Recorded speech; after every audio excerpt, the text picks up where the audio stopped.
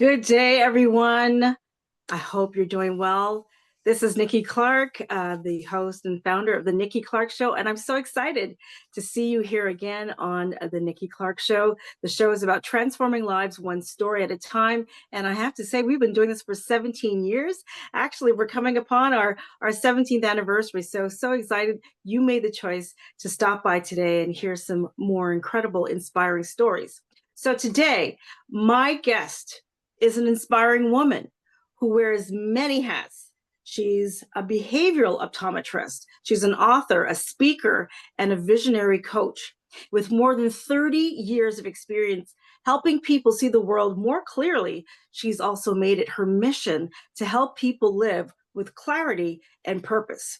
And she's the founder of Inspiring Superheroes, a platform that shines a light on everyday heroes who are making a real difference in their communities. And through her books, workshops, and speaking engagements, she empowers others to embrace resilience, unlock their full potential, and create lives filled with vision and meaning. So please welcome the amazing Dr.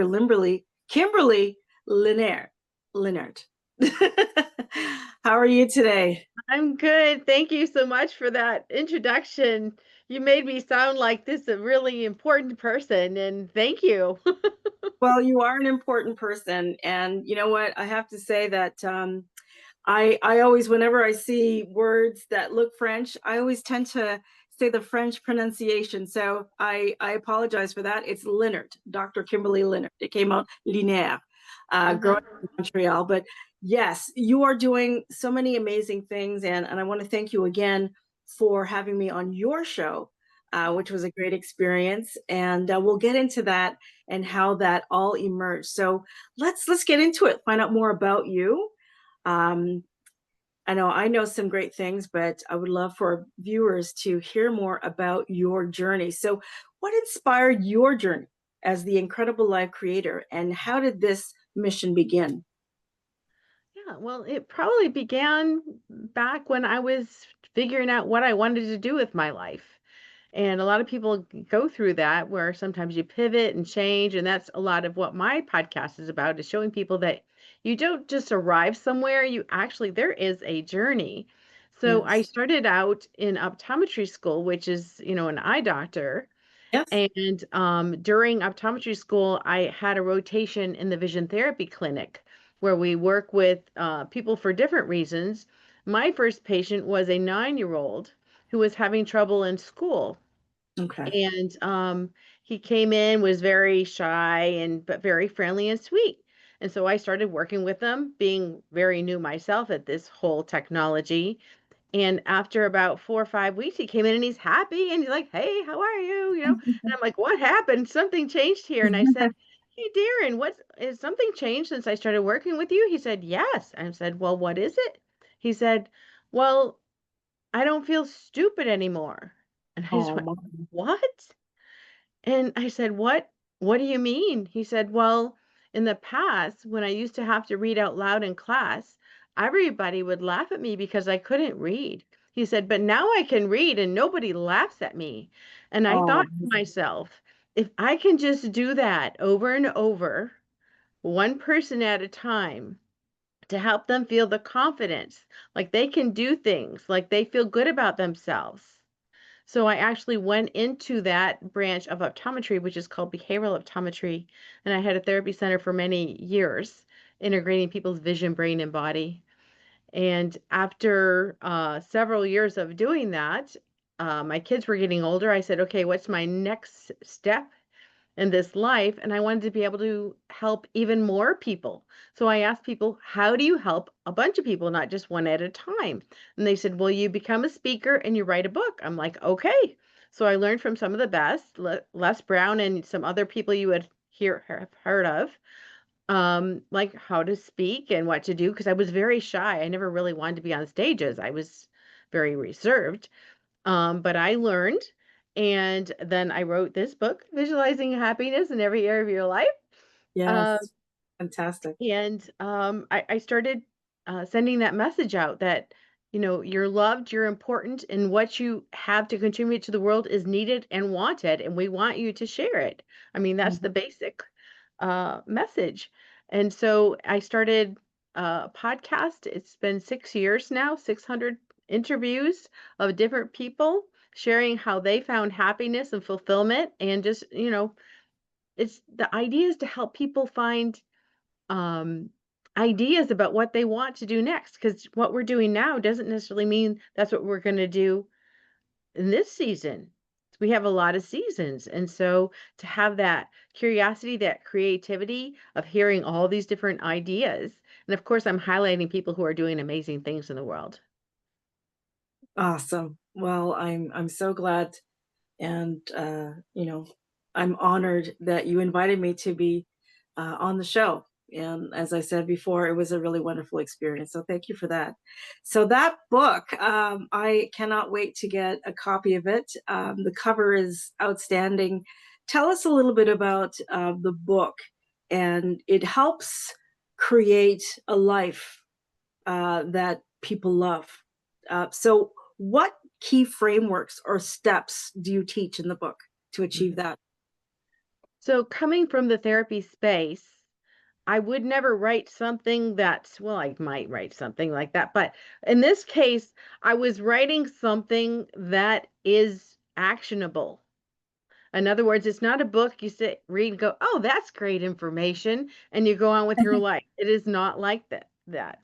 This is a step-by-step guide to creating an incredible life that you love. And so Mm, I ask questions like, who am I? What do I like? What's important to me? What are my values? And at the end, I help people put it all together, even putting it on their calendar so they can actually make this happen. Because information without action, you don't do anything. The other mhm, thing you put in this book at the end of each chapter is stories of how different people found happiness. So if mm, people actually do the book properly, and they answer the questions because I'm looking for a page where the lines are. Oh, well, there's not really lines, but there's places to write in there. So you can either write in the book or have a notebook. I'm really perfectionistic. I don't like write. So I would write somewhere else. But if you answer the questions as you go through, you'll be able to put it all together because then at the end it'll say, okay, what was the answer you put here? What was the answer you put here? Okay, let's put it all together. And it actually, when you do it step by step, it's quite simple. amazing, amazing. So you're not giving people answers. You're helping to guide their own, putting the pieces together in their life puzzle. So that is fantastic. I love that. I'm a very visual person, so I think the book would be very helpful for me once I jot down what my goals are, where I came from, where I want to go. So that is very good in helping to determine your next steps. So, can you share, a client success story that illustrates your methods in action? Yeah, let's see. There's so many. Um, I do one-on-one mentoring with people, and sometimes, without going into the details of someone's story, Sure. sometimes we have things, fears, doubts, limiting beliefs that keep us from going forward, and we just Mhm, can't see the path because there's so many blocks. So one of the things that I teach is taking your central vision and your peripheral vision and turning them both on at the same time. mhm, Central vision is for focusing, identifying, seeing things clearly. Your side or peripheral vision is for navigating, giving you balance, being able to see all the pathways. So many people walk around with blinders on, and if what they're looking at is happy, they feel good. And if they yeah, move over here and what they're looking at is sad, they feel unhappy and they wonder right. why they're moody and stressed out. Mhm, mhm, So, by showing people how to open up their peripheral vision while keeping the central vision on, they can even if there's a big rock in front of you in your way, you can see something else, and then you can make decisions with clarity, with certainty, with comfort, not with anxiety. Absolutely. Absolutely. I love that. So as you alluded to before, in terms of where people's mindsets are, a lot of people may feel stuck either personally or professionally. What is one practical action that you've been able to share in your book that can take, people to shift their momentum? Um, there's different things, but one of the things, and um, I'm not sure if it directly addresses it in the book, but it does by questioning the person and letting them find that self-discovery. But it's by noticing that there is another perspective. And a lot of times I use the example of being in church. I know not everyone goes to church, but being in church is easy to example. There's people who sit in the front, there's people who sit in the middle, and there's people who sit in the balcony. Well, the person in the front, they have a great, very focused view of the speaker and what's happening up there, but they're really unaware of what's happening in the back. The person in Hmm. the middle might be noticing what's happening in the front, and they kind of notice what's happening around them. So they have a little bit bigger perspective than the person sitting right in the front. But the Right. person in the balcony, they can see what's happening at the front, they can see what's happening down here. They see that Mr. Jones is falling asleep and his wife is elbowing him, and that this little kid over here is eating crackers and putting it all over the bench. And but I mean, they can see everything, and from that perspective, they can make a decision about what's really happening in that moment, as opposed to the person who's just looking centrally. Okay. I like that. I like that visual.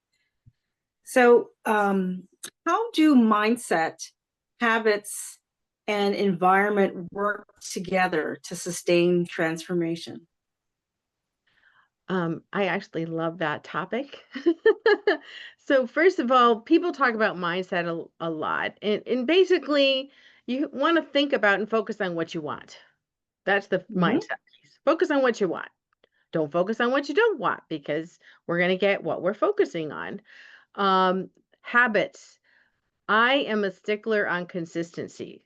Coming from the Yeah. therapy space, sometimes we'd be working with someone and my therapist would come to me and say, "This person, it seems like they're getting worse the last two sessions we're working with them." And I'll look at their program that I've created and I'm like, "Nope, you're right on where you're supposed to be going. Just keep going." And then the third visit they come in and they're exponentially better. Like they just like jump up to this high Yeah. level. Yes. Well, what happened? They were still learning. So Mm. consistency is crazy important. So important in every area of your life. If even something simple like if you choose to eat salad every day instead of eating french fries every day. We know if you eat salad every day and just eat french fries sometimes, you're just going to stay pretty healthy. You eat french fries every day, you're not going to feel good. You're going to go to the doctor, start having heart problems and things like that. So consistency for any result is very important. And then environment. When I think of environment, I really think about the people around you. Mm. Mm-hmm. So Mm-hmm. you want to have people who are encouraging you, who are promoting you, who are supporting you. And if you have people who are draining your energy, you just need to get them out of your life because they're not going in the same direction you're going anyway. Yeah. Misalignment. Hmm. Definitely. Yeah. Yeah. I had a conversation with a friend of mine about, doing a friend inventory every year and going, okay, who's going to stay on the list and who I have to just say, I'm going to love you from a distance. It happens, when people grow, sometimes you outgrow people. So that's just part of it. So I want to ask you a personal question. How do you personally refuel? What rituals or routines keep you centered? There's several, so I'll just name a few. First of all, I am a Christian and I refuel by praying, by reading the Bible, so that I know how to live day to day. That's kind of like my guidebook. The other thing that's really important to me is always moving, and that's from my Mm, background. Just I've always been um, uh, an exercising type person. I know not everyone loves exercising, but I tell people the key to life is breathing and moving. mm-hmm. To be able to breathe, so maybe meditation or relaxation, and you have to move. The people who stop moving, they die. Think about people who retire and then they just sit down and watch TV all day, and they die soon. But the Yeah, people who they find another project, they find something else to do, they're up, moving, active, they're going to feel better. So those are a couple of things. amazing, amazing. I 100% say amen to what you shared. I'm also a woman of faith and also like to exercise. And I try to frame this kind of picture to people about their idea of fitness. They probably think it's about, having this bikini bod or, having like 5% body fat. No, it's about what you just said. Is about moving. And particularly, as we get finer in age, it's about moving unassisted, getting out of a chair, walking across a room, going up and down the stairs. That's basic fitness. So I am all about that and completely embrace what you shared. So let's ask another question about your upcoming projects. So you have anything that you want to share about what you're doing? Anything that we can know about? The main thing I'm working on right now is doing the second version of this one because Amazing. I realized when after, I don't know, a few years after I wrote it, I'm like, I said visualizing happiness in every area of your life. And I, went through the self-discovery, but I'm like, I didn't add the money part.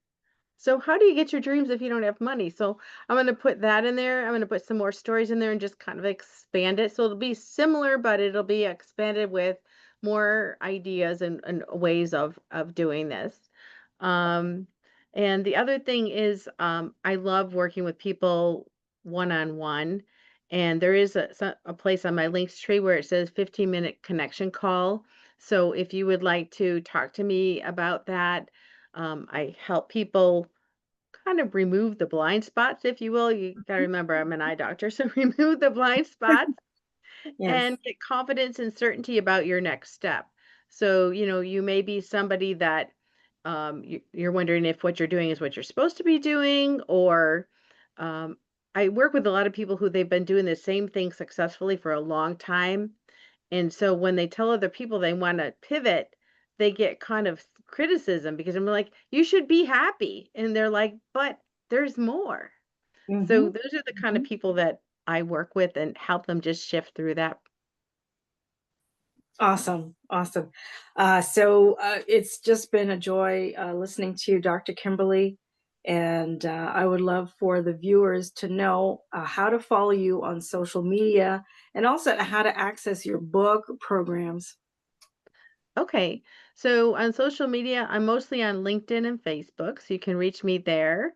And then hopefully you can put my link tree in there somewhere where Yes. people can find it. And it should be on my LinkedIn profile anyways. And then my book's on Amazon like most books.